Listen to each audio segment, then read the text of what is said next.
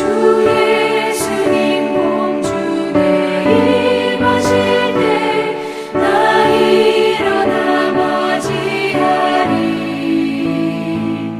그 구원의 은총을 노래하리. 저 천군과 천사 함께 메마른 땅을 종일 걸어가도 나 피곤치 아니하며 저 위험한 곳 내가 이를 들면 큰 바위에 숨기시고 주 손으로 덮으시네.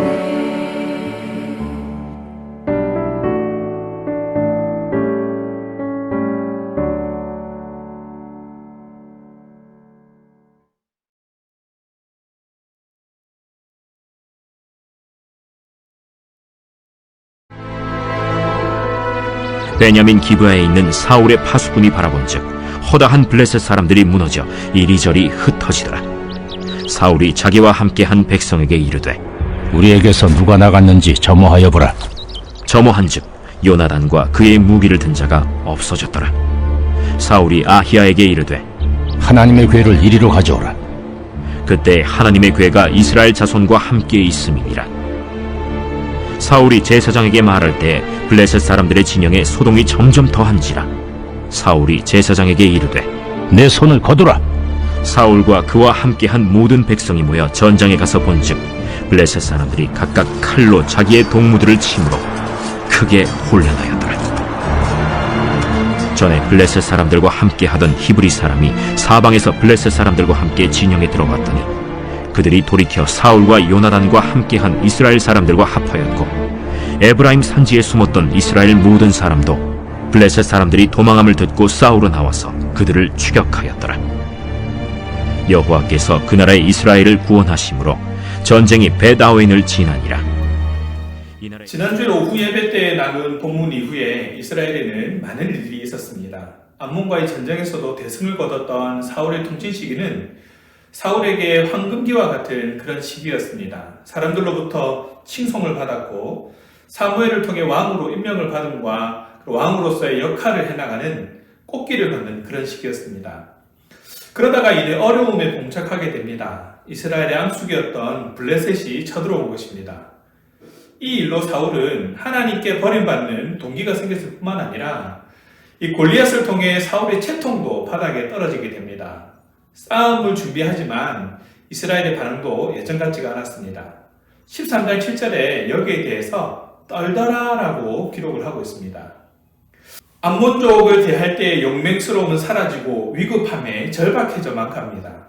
블레셋과의 전쟁에서 변한 것은 이스라엘의 사기와 자세만이 아니었습니다. 사울도 변했습니다. 11장 6절에 사울은 하나님의 신에 크게 감동되었다라고 말합니다. 그러나 이번 싸움에서는 신의 감동도 없었고 또한 12장에서 사무엘은 이스라엘의 왕이 언약 공동체의 일원임을 거듭 강조했는데 하나님과 언약이 여전히 유효하다라고 말했습니다. 그러니까 사울은 전쟁에 임하기 전에 하나님께 부르짖어야만 했습니다.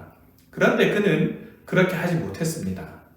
하나님은 사울을 이스라엘 공동체의 일원으로 간주하시는데 정작 사울은 자신을 공동체를 지배하는 특별한 사람으로 보는 듯한 그런 반응을 보입니다.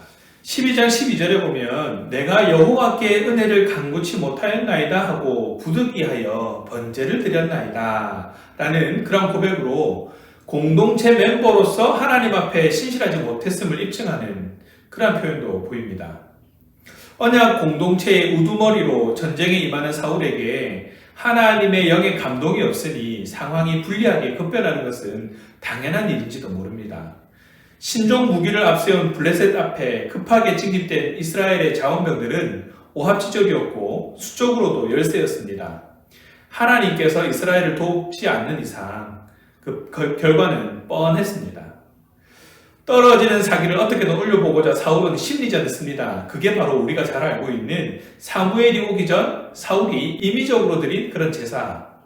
순종이 제사보다 낫다라는 그 유명한 말을 남긴 그런 장면이 나옵니다. 영화로 치면 명대사지요.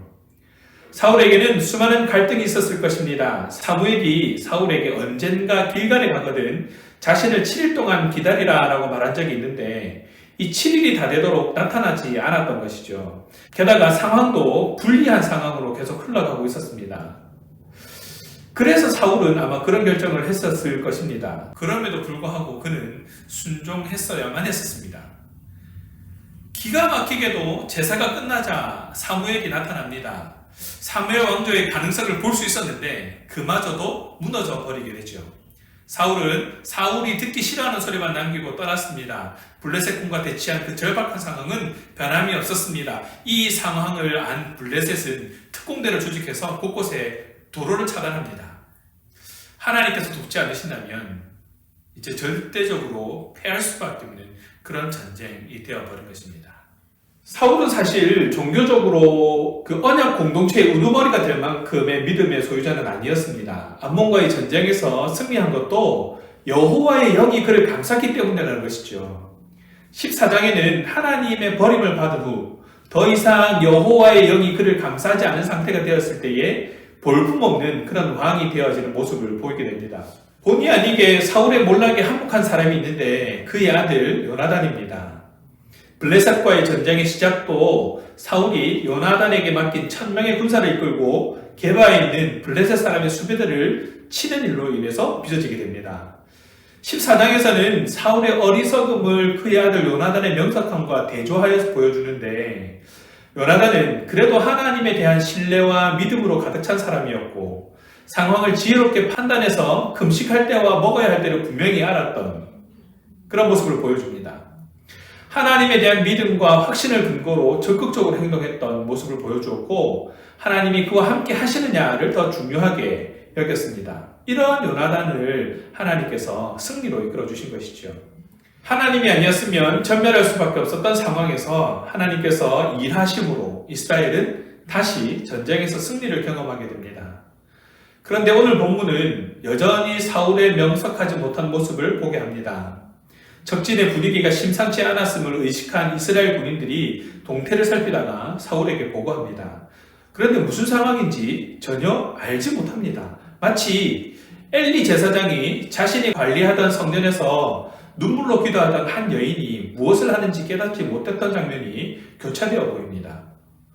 누가 보더라도 이 상황이면 당장에 블레셋 진영으로 군대를 끌고 가 끝을 보는 게 맞습니다. 그런데 사울은 주저합니다.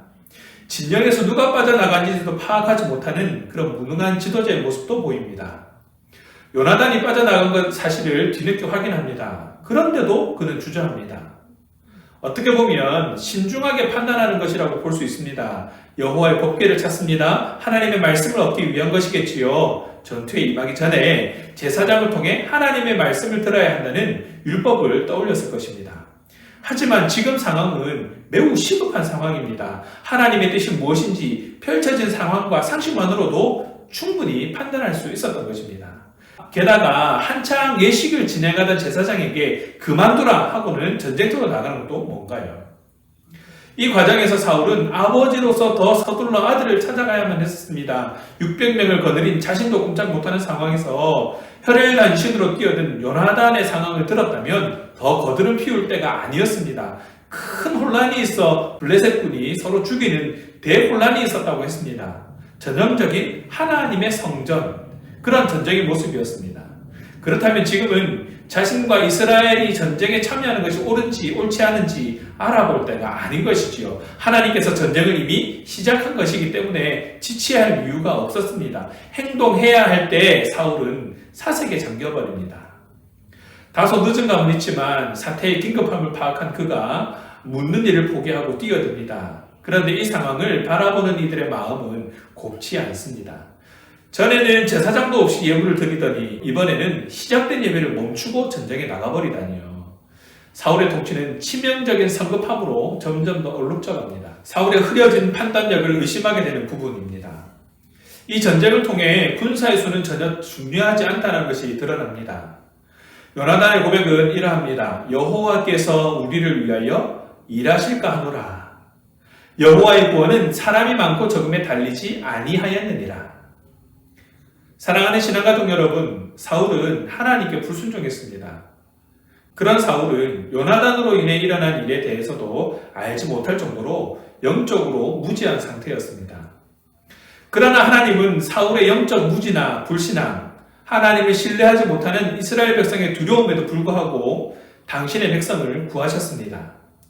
블레셋과의 전투에서 승리한 것은 오직 하나님의 은혜와 능력으로 말미암은 것입니다.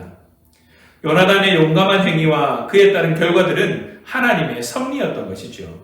사실 하나님께서는 사울이 지금 요나단이 한 것처럼 행동할 것을 기대하며 왕으로 임명하셨습니다. 저와 여러분에게도 교회를 맡기고 이웃에게 복음을 전하는 사명을 맡기실 때 아마 더욱 동일한 마음이셨을 것입니다. 그렇기 때문에 우리는 그에 합당한 삶을 살아가야 하는 그런 의무가 있는 것이죠. 그러나 어느 순간 사울처럼 형식에 치우치게 된다면 하나님에 대한 신뢰와 믿음이 사라진 자리를 형식이 채우게 될 것입니다. 상황을 지혜롭게 판단하여 금식할 때와 먹어야 할 때를 분명히 알아야 합니다. 어리석은 판단은 군사들을, 함께 동력하는 동력자들을 힘들게 합니다. 하나님에 대한 믿음과 확신을 근거로 적극적으로 행동해야 합니다. 하나님이 나와 함께 하시는 자를 가장 중요하게 여겨야 합니다. 이런 요나단이 하나님께서 승리를 선보이신 것처럼 우리의 삶도, 우리의 사역도, 우리의 헌신과 봉사도 하나님 앞에 기쁨이 될 줄 믿습니다. 불신앙과 교만에 빠진 사울, 어리석고 나약한 이스라엘 백성, 그럼에도 하나님께서는 승리하게 하셨습니다. 친히 구원해 주셨습니다. 그 은혜를 절대 잊어버리지 않으시길 바랍니다. 블레셋 군대는 사실 막강했습니다. 하지만 그들 안에 큰 혼란이 일고 그곳에 있는 히브리 사람이 봉기하고 숨어있던 이스라엘 사람들이 싸우러 나오고 움츠렸던 이스라엘 군대가 용기를 내어 달려들자 이스라엘은 승리할 수 있었습니다.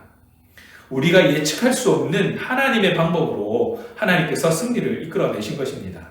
하나님이 어떻게 일하셔서 그분의 나라를 이루시는지 상상해 보셨습니까? 내가 예상한 방식대로 하나님의 역사가 이루어지고 있습니까? 절대 그렇지 않습니다.